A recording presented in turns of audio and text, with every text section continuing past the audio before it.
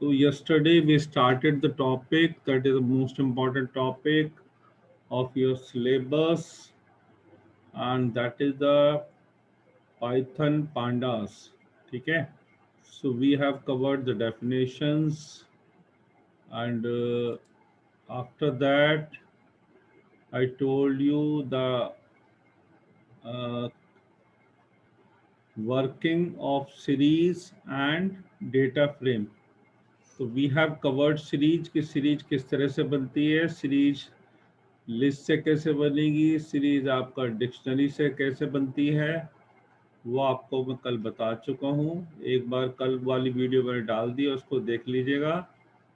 ठीक है। And we have covered this is series, and after that comes some programs are giving how to create the series from the list, how to change the index also. Index अपनी मर्जी से कुछ भी डाल सकते हैं, that is also given here. If we want to see some data from series, अगर series से कुछ डेटा आपको कुछ स्पेशल डेटा निकालना है किसी लोकेशन से, then we can use the index number as given in this program। ये हम कर चुके हैं। After that, I told you the functioning of ILOC and LOC. That is the important LOC, ILOC. ये बहुत important है, किस तरह से डेटा हम एक सीरीज में से निकालते हैं। ठीक है। आफ्टर दैट यहाँ पे दे रखा है कांस्टेंट वैल्यूज किस तरह से क्या होती हैं, इसको हम बोलते हैं स्केलर वैल्यू, कि एक ही वैल्यू को if you want to print many times as index number is given, so same time it will display। ये सब कर चुके हैं। ठीक है। फिर आपको बताया था कि we can also use for loop का भी यूज कर सकते हैं इंडेक्स के लिए, किस तरह से ये इंडेक्स आ रहा है। एंड डिक्शनरी से कैसे बनाते हैं, तो ये मैंने कल बताया था। डिक्शनरी ये होती है, डिक्शनरी में दो वैल्यूज होती हैं, की वैल्यू और डेटा। वो सब आप देख लीजिएगा, जो आपको कल मैंने वीडियो व्हाट्सएप पे भी शेयर कर दिया, वो डाल चुका हूँ। So today we are going to start series object attributes. This is again very important topic, series object attributes. That means कुछ एट्रीब्यूट्स दे रखे हैं सीरीज से, कुछ हम डेटा अगर फैच करते हैं तो कुछ हमारे पास एट्रीब्यूट्स, ये कहलाते हैं एट्रीब्यूट्स, और ये इसका डिस्क्रिप्शन दिया हुआ है। तो इसको कैसे निकालना होता है, सिर्फ हमें लिखना है सीरीज ऑब्जेक्ट, और सीरीज ऑब्जेक्ट का नाम dot attribute name.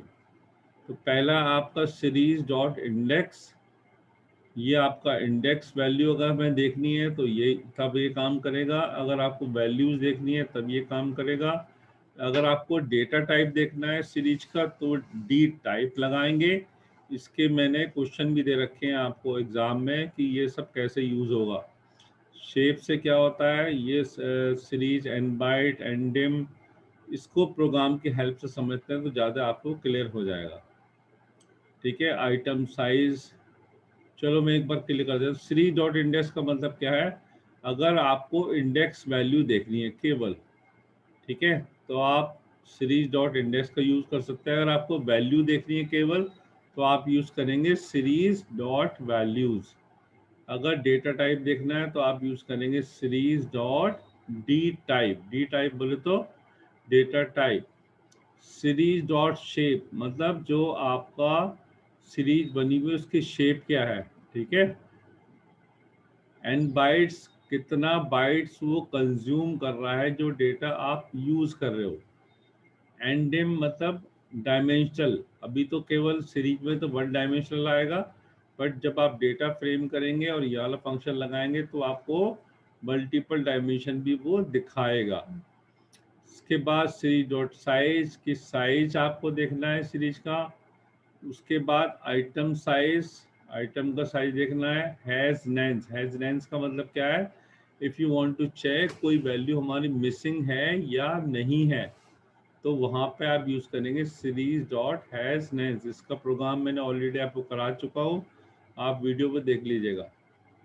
Series dot empty, कोई आपके सीरीज एम्प्टी तो नहीं है, वो ही चेक करेगा। चलिए लेट्स सी द प्रोग्राम, जो इसमें आपको काफ़ी कुछ समझ में आने वाला है।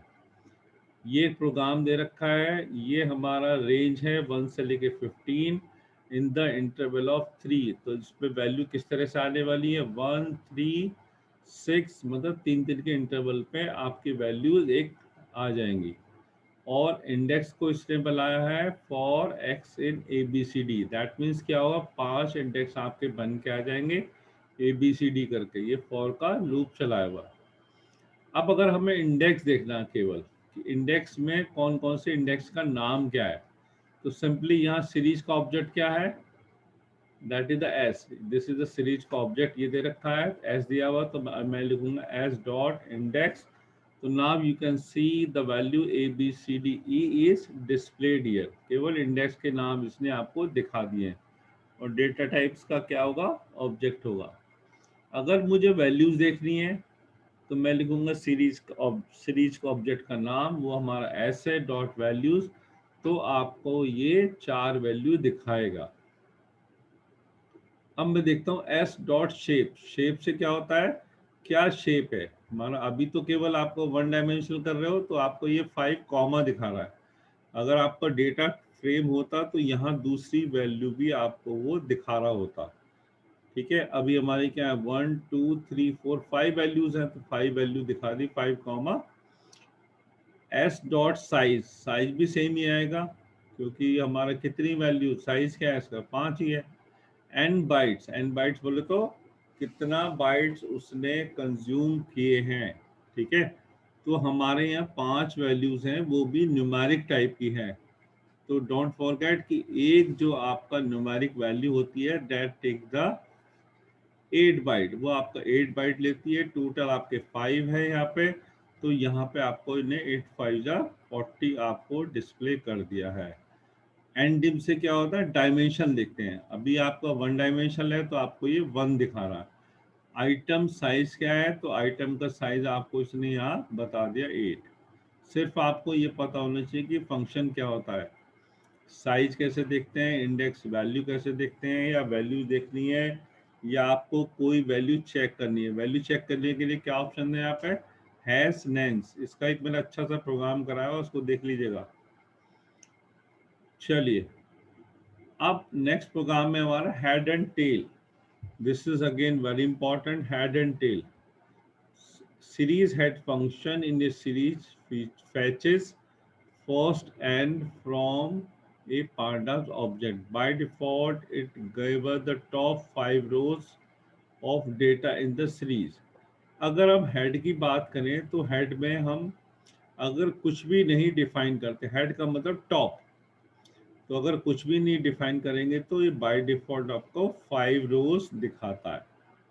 On the contrary, series dot tail function, जो आपका सीरीज डॉट टेल फंक्शन है, वो क्या दिखाएगा आपको, वो क्या दिखाता है आपको, वो आपको दिखाता है लास्ट के 5 वैल्यूज।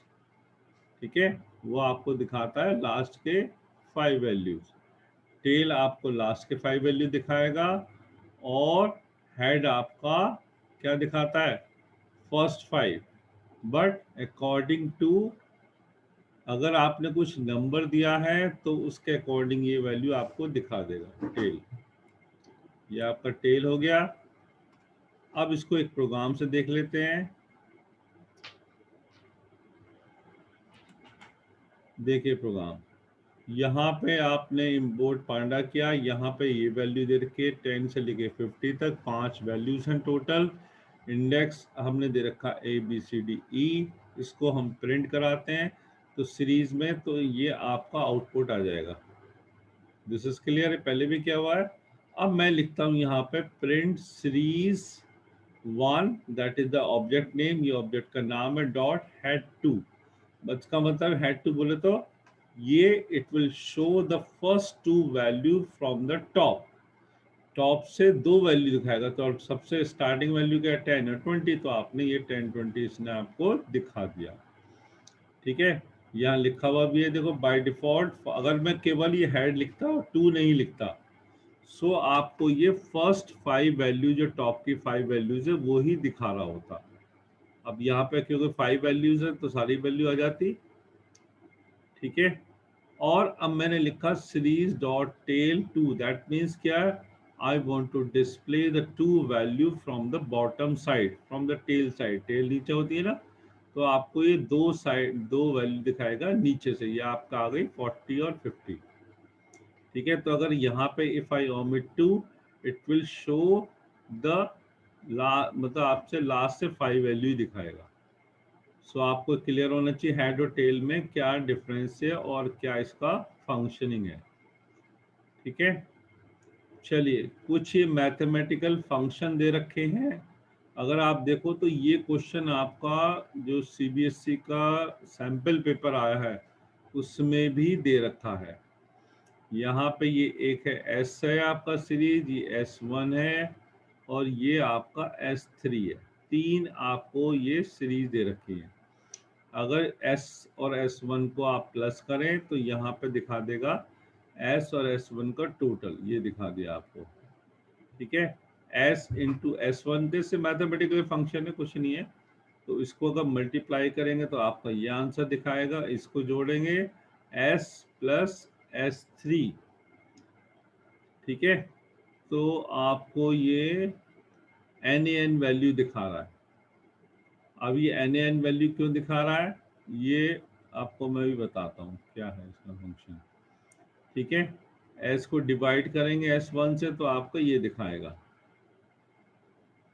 ये नैन वैल्यू क्यों दिखा रहा है NaN, because arithmetic operation is possible only object of same index value, otherwise it will show the result NaN, ठीक है। अगर जैसे यहाँ पे 1 2 3 थे आपके इंडेक्स वैल्यू, यहाँ भी 1 2 3, तो ये आपने मल्टीप्लाई कर दिया।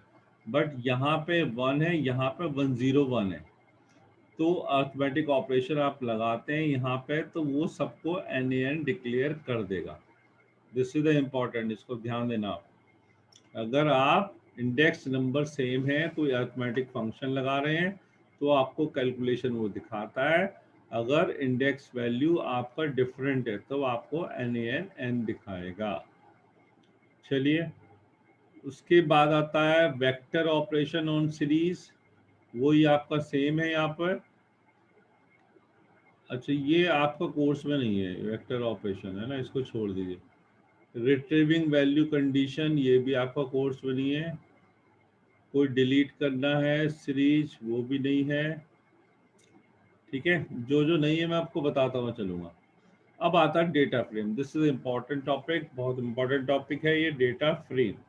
तो अभी तक हमने क्या किया था, सीरीज किया था। Series was the one dimensional data, सिर्फ आप में उसमें वो होता था, क्या होता था, एक ही कॉलम आपको वो डिस्प्ले करता था। बट डेटा फ्रेम में अगर आप बात करो, देखो यहाँ पे ये चार्ट देखिए, यहाँ पे 1 2 3 5 तो आपके कॉलम है, ABCD क्या हो गए, कॉलम्स हो गए, और रोज आपकी ये ABCDE हो गई। तो ये आपके first row, second row, third row, fourth row and fifth, तो 5 ही रोज हैं यहाँ पर, 5 ही कॉलम। तो ये आपको क्लियर होना चाहिए कि कॉलम कौन से होते हैं और रोज कौन सी होती हैं। अब डेफिनेशन देख लेते हैं। Data frame object of pandas can store 2D heterogeneous data, ठीक है। तो सीरीज डेटा फ्रेम के अंदर आप 2D डेटा स्टोर कर सकते हैं, that is the 2 dimensional data. 2 dimensional का डेटा का मतलब क्या है, विद रोज एंड कॉलम, से रोज भी आएंगी और कॉलम भी आएंगे। Data frame are similar to the spreadsheet, जैसे आपको स्प्रेडशीट MS एक्सेल में आप बनाते हो, उसमें भी इसी तरह से डेटा आपका डिस्प्ले होता है। तो उसका कंपैरिजन इसने डेटा फ्रेम का स्प्रेडशीट से किया हुआ है। अब इसके फीचर देख लेते हैं डेटा फ्रेम के। Column can be of different types, column जो होते हैं वो डिफरेंट टाइप के हो सकते हैं, जबकि सीरीज में ऐसा नहीं था, है ना। It is possible to have any kind of data in column. Size of data frame is mutable, मतलब जो आपका साइज है ABCD, आप किसी कॉलम को कम या ज़्यादा भी कर सकते हैं, दैट मीन्स उसमें चेंजेस पॉसिबल है। The number of rows and column can be increased or decreased at any time. तो म्यूटेबल का मतलब क्या है, चेंजेस हम कर सकते हैं, ठीक है। चेंजेस मतलब कोई भी डेट कॉलम आपको कम करना है या ज़्यादा करना है। इस data values are also mutable, can be change any time. अगर कोई डेटा आपको यहाँ चेंज करना है तो वो भी हम इसके अंदर कर सकते हैं। ओके। लेबल एक्सेस रोज ऑब्लिक कॉलम। अगर हम जैसे किसी वैल्यू को निकालना है तो पहले आएगा रोज ऑब्लिक कॉलम, तो रो के थ्रू या कॉलम के थ्रू हम वैल्यू को एक्सेस कर सकते हैं। अर्थमेटिक ऑपरेशन भी कर सकते हैं, कोई कैलकुलेशन करनी है रोज एंड कॉलम के ऊपर, वो भी हम कर सकते हैं। इंडेक्स में कॉन्स्टिट्यूट नंबर, स्ट्रिंग और लेटर्स। आप इंडेक्स की अगर बात करें तो इंडेक्स में आप नंबर भी ले सकते हो, स्ट्रिंग भी ले सकते हो या लेटर्स भी ले सकते हो।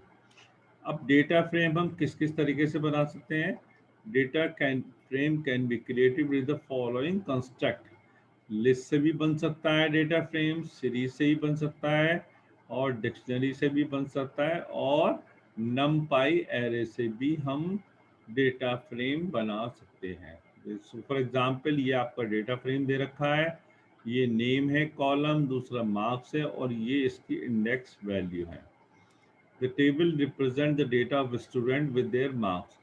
तो यहाँ पे इस टेबल में मार्क्स दे रखे हैं और नेम दिए हुए with respective grade. The data is represented in rows and column.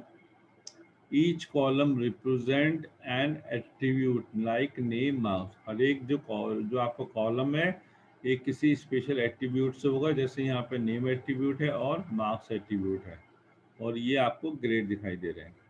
अब डेटा फ्रेम किस तरह से बनाते हैं, यह बहुत इंपॉर्टेंट है। डेटा फ्रेम कैसे बनाएंगे। Creating data frame begin with the creation of empty data frame. सबसे पहले एक एम्प्टी डेटा फ्रेम बनाएंगे और एम्प्टी डेटा फ्रेम के अंदर हम वैल्यूज लिख देंगे। इसका जो आपको सिंटेक्स है प्रिंट करने का, प्रिंट डेटा फ्रेम का नाम यहाँ पे दे देंगे। अब देखते हैं कि ब्लैंक अगर आपको केवल एम्प्टी डेटा फ्रेम बनाना तो वो आप किस तरह से बनाएंगे। तो सबसे पहले आपने इंपोर्ट कर लिया, आपने लिखा pd.dataFrame, वैल्यू इसके अंदर कुछ दी हुई नहीं है, तो df1 के अंदर आपका डेटा फ्रेम बन गया, इसको प्रिंट करा, तो यहाँ पे आप देखोगे एम्प्टी डेटा फ्रेम कॉलम इसमें और इंडेक्स कुछ आपको दिया ही नहीं है, तो ये आपको दिखा रहा है। तो data can be represented series, list, dictionary, constant और अदर डेटा फ्रेम। जो इसके अंदर डेटा हो सकता है वो सीरीज की फॉर्म में हो सकता है, लिस्ट की या डिक्शनरी की, इन किसी भी फॉर्म में हो सकता है। Index for the row label, the index to be use for resulting frame is optional. By default index number comes from 0 to 0 and 1 like this. Column label, the optional default syntax is np.arrange. This is only true if no index, अगर आपने कोई index value नहीं है दी है तो आप np.arrange भी use कर। Data type of each column in data type none is applied. ठीक है, अगर आपने डेटा टाइप डिफाइन नहीं किया है तो बाय डिफॉल्ट जो ले रहा है वही ले। This copy is use for copying the data, वो बाय डिफॉल्ट कॉपी करता ही है। अब डेटा फ्रेम किस तरह से बनाएंगे। अब सबसे पहले हम दिखा रहे हैं कि लिस्ट से कैसे डेटा फ्रेम हम बनाएं। तो सिंपल, पहले आप राइट साइड देखिए एक लिस्ट बनी हुई है, ठीक है। अभी तो ये 1 डायमेंशनल है, तो यहाँ पे लिस्ट आ गई। अब आपने जैसे पहले लिखते थे pd.series, आपने अब इसकी जगह क्या लिख दिया, pd.dataFrame।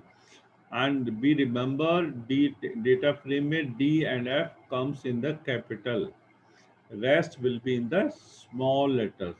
तो आपने प्रिंट कर दिया डेटा फ्रेम को, ये वैल्यूज आ गई इंडेक्स 1, ये इंडेक्स बाय डिफॉल्ट आपको 0 से लेके 4 ये दिखा रहा है। अब हम देखते हैं कि डेटा फ्रेम इंडेक्स से कैसे बनाए। अभी तो हमने लिस्ट से देखा था, तो यू जस्ट रिमेंबर कि dictionary always have 2 values.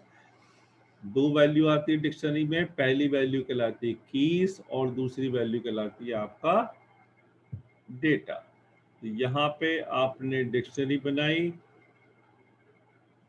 Sorry ये लिस्ट है, सॉरी हाँ ये लिस्ट ही है, ये आपका सिंगल लिस्ट थी, ये आपका नेस्टेड लिस्ट है। नेस्टेड लिस्ट के अंदर क्या है, आपका एक लिस्ट है, उसके अंदर दूसरी लिस्ट है, और जैसे हमने नेस्टेड लूपिंग पढ़ा था कि एक लूप के अंदर दूसरा लूप होता तो नेस्टेड कहलाता है। इसी तरह से एक लिस्ट के अंदर दूसरी लिस्ट है, तो this is called nested list. तो एक लिस्ट ये हो गई, दूसरी लिस्ट ये हो गई। अब यहाँ पे क्योंकि नेस्टेड लिस्ट है तो एक स्क्वायर ब्रैकेट आपको और बाहर लगाना पड़ेगा अलग से। इसको डेटा फ्रेम में हमने चेंज कर दिया, तो सिंपल डेटा फ्रेम लिखा और यहाँ पे डेटा यूज कर लिया आपने। और कॉलम के नाम अगर आपको देना चाहते हो तो कॉलम के नाम भी यहाँ दे सकते हैं। कॉलम का नाम किस तरह देंगे, हम लिखेंगे comma columns is equal to, दो वैल्यू आपके पास नेम है और एज है, दो डेटा है, तो हमने लिख दिया नेम एंड एज। इसको आप प्रिंट कराएंगे तो आप ये देखिए नेम आपका ये आ रहा है, एज आपका ये आ रही है, और बाय डिफॉल्ट इंडेक्स नंबर यहाँ पे ये आपको। अब आप देखिए जो आपने यहाँ पे कॉलम लिखा था, तो कॉलम का जो हेडिंग है वो भी आ गया। अगर आप पहले वाले प्रोग्राम में देखते हैं यहाँ पे, तो आपका कॉलम वैल्यू, कॉलम का हेडिंग नहीं आ रहा, केवल वो जीरो दिखा रहा है यहाँ पे। तो कॉलम का नाम लिखने से क्या होता है, कॉलम के हेडिंग भी आपको यहाँ डिस्प्ले करे जाएंगे। अब हम सीरीज से भी डेटा फ्रेम बना सकते हैं। पहले तो हमने सीरीज देखा था, तो अब हम देख रहे हैं कि सीरीज से कैसे डेटा फ्रेम बनाए। ठीक है, डेटा फ्रेम क्या है, two dimensional data of series है ना। When we represent two or more series in the form of rows and column, it becomes a data frame. अगर आप एक से ज़्यादा सीरीज यूज कर रहे हैं, ठीक है, तो वो आपका डेटा फ्रेम बन जाता है। इसको अगर आपको समझना है तो इस प्रोग्राम को ध्यान से देखिए तो आपको ज़्यादा क्लियर हो जाएगा। देखिए पहले हमने एक सीरीज बनाई, फिर एक दूसरी सीरीज बनाई है, फिर डेटा फ्रेम में कन्वर्ट कर दिया है, और डेटा फ्रेम में हर एक सीरीज का एक नाम दे दिया। तो आफ्टर दैट ये हमारा डेटा फ्रेम क्रिएट हो चुका है। यहाँ देखिए ये हमारा क्या है, एक लिस्ट है, स्टूडेंट अंडरस्कोर मार्क्स क्या है, इट्स ए, ये आपका लिस्ट का नाम है। तो pd डॉट सीरीज, पहले सीरीज जैसे बनाते थे, यहाँ हमने दे दिया नाम, फिर कॉलम वैल्यू, फिर नाम, फिर कॉलम। तो ये आपने एक सीरीज यहाँ पे बना दी है, ठीक है। और उसके बाद ये आपने एक दूसरी सीरीज बनाई है। अब ये कॉलन लगाए हुए, तो इसका मतलब क्या है, ये एक डिक्शनरी है, ठीक है। डिक्शनरी में हमेशा क्या होती है, दो वैल्यू आती है, पहली की वैल्यू और फिर आपका डेटा।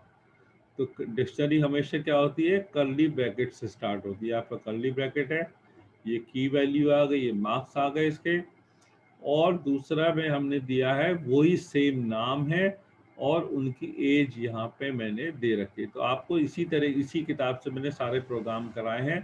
तो उसके लिए आप प्रोग्राम अच्छे से समझना है तो आप वो यूट्यूब पे वीडियो बनी है, उसमें मैंने हेडिंग भी दे रखा है, तो उससे आप देख सकते हो।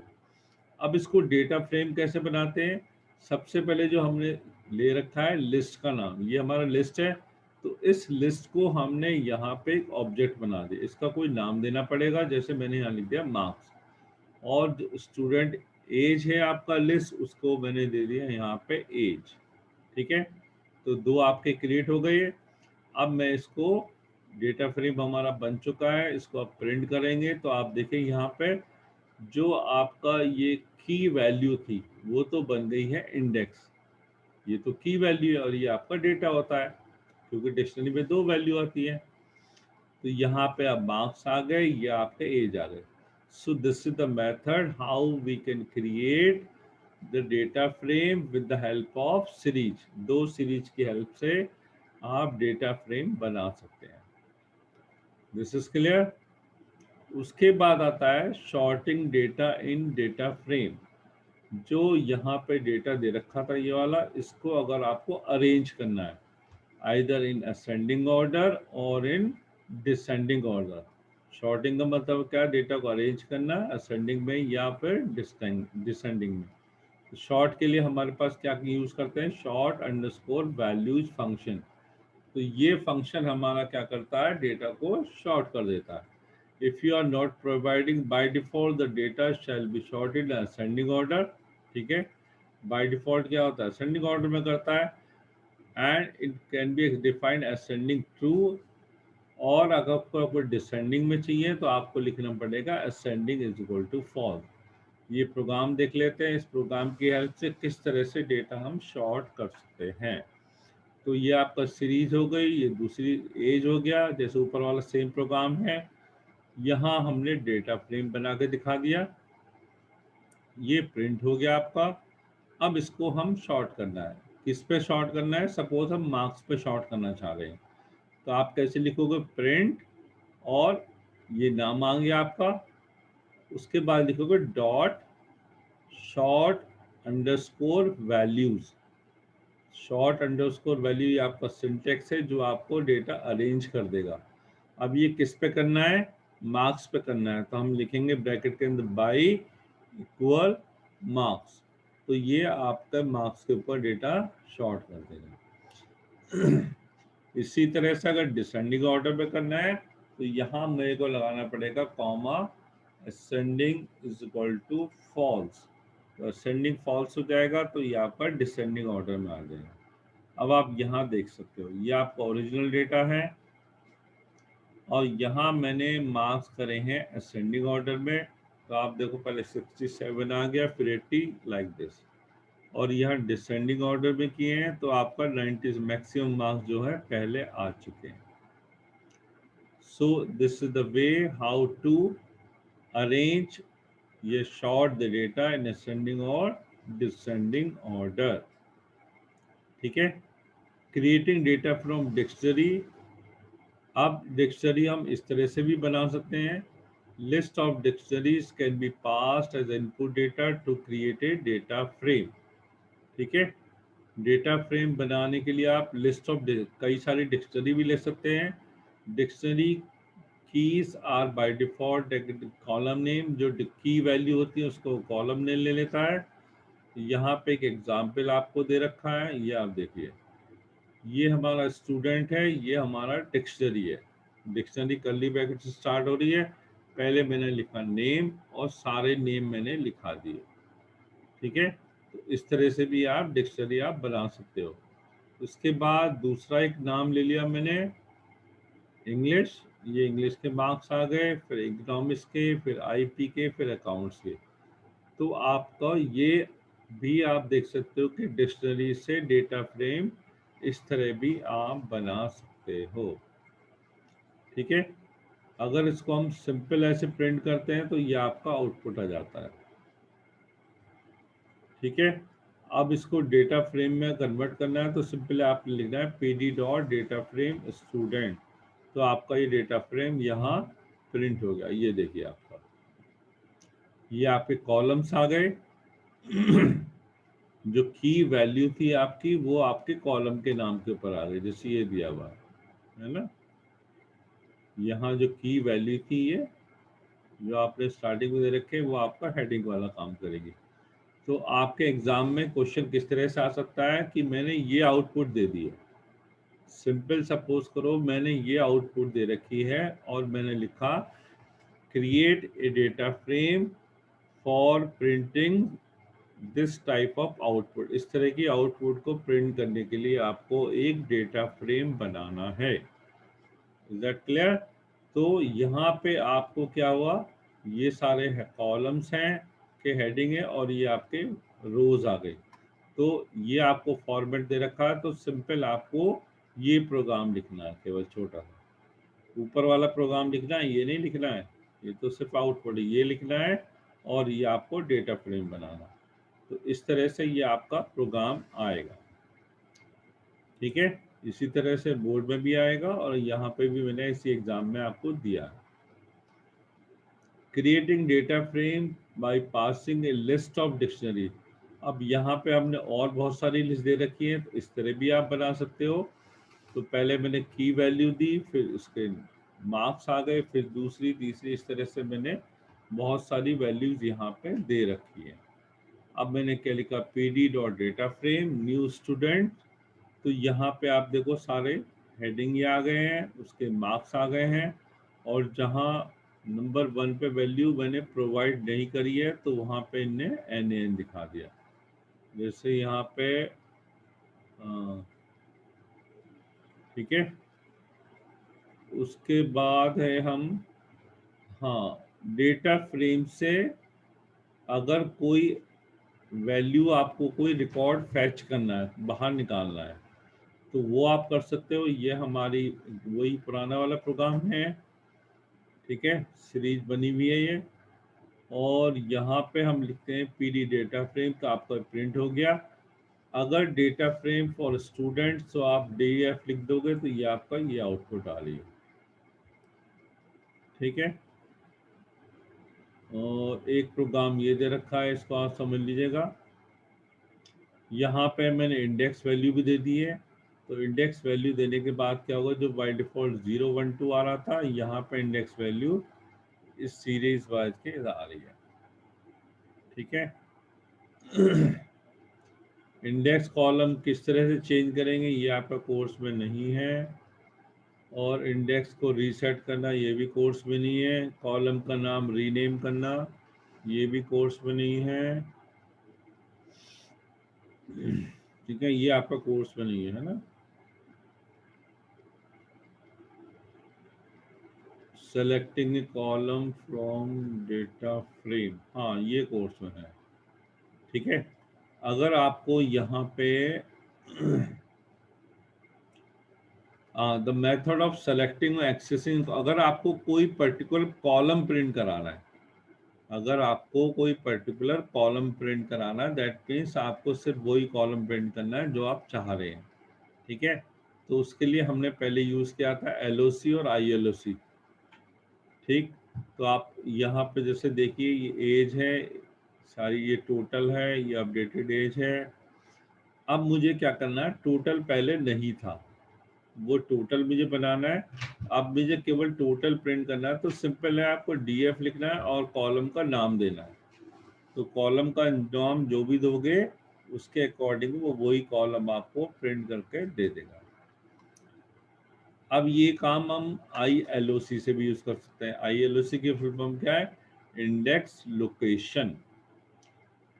ILOC कब यूज करते हैं, अगर आपको मल्टीपल कॉलम डिस्प्ले करने हैं। यहाँ पे अगर सिंपल एक ही कॉलम डिस्प्ले करना है तो डेटा फ्रेम का नाम लिखेंगे और फिर उस कॉलम का नाम आ जाएगा।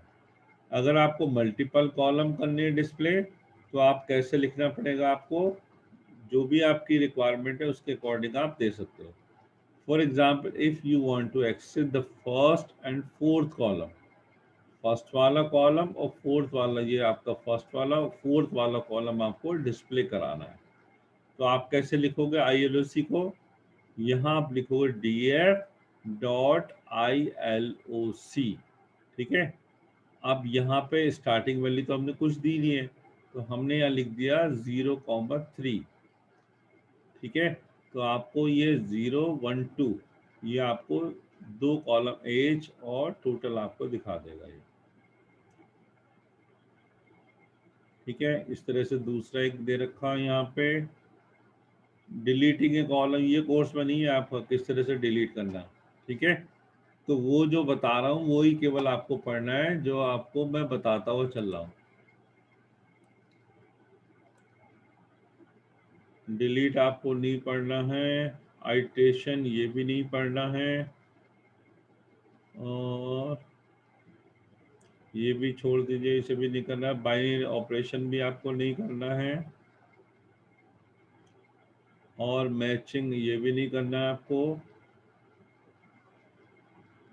मिसिंग डेटा, चलिए आज इतना ही रखते हैं, फिर कल बताता हूँ आपको, ठीक है।